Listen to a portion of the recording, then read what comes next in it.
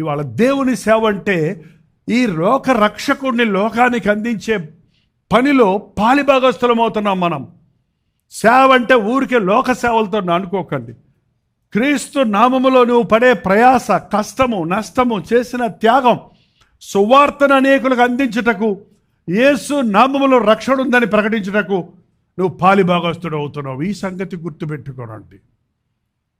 ఇలాంటి పనులు, ఇలాంటి దేవుని బిడ్డలుగా, ఇలాంటి సర్వోన్నతుడైన దేవుడిచ్చే ఆశీర్వాదాలు కావాలనుకున్న వాళ్ళు నిజాయితీగా బ్రతకండి, నమ్మకస్తులుగా ఉండండి, యథార్థపరులుగా ఉండండి, కష్టపడేవారిగా ఉండండి, త్యాగానికి భయపడకండి, సమర్పణకు వెనకాడకండి.